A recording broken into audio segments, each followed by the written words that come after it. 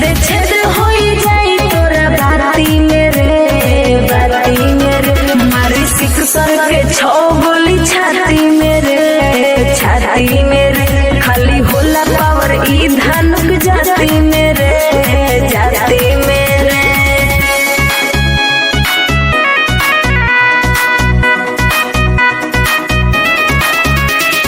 महादेवा स्टूडियो बिहिया।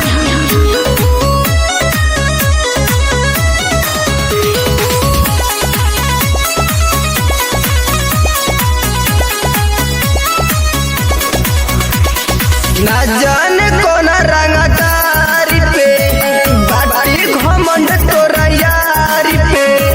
तोरा जैसन गुंडा के बना के लवंडा दिहे न चाहिए दुआर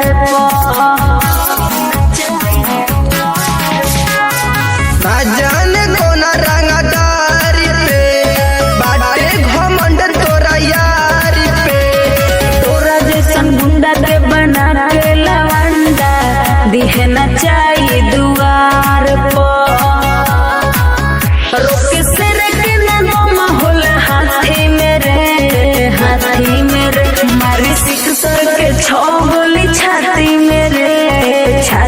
मेरे खाली होला पावर ई धनुक जाती मेरे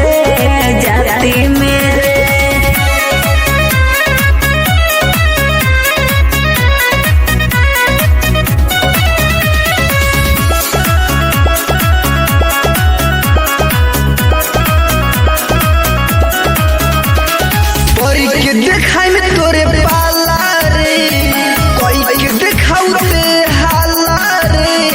सुजीत राकेश रंजीत से तो पूरा इलाका डेराला रे कोई के देखाई में तोरे पाला रे, कोई के देखाऊ ते हाला रे। पड़त सोझा ठोके लगबे सलामी धीरज सुजीत आकाश के ऋषि छोटू मिलाए देह माटी मेरे मारी सिक्सर के 6 गोली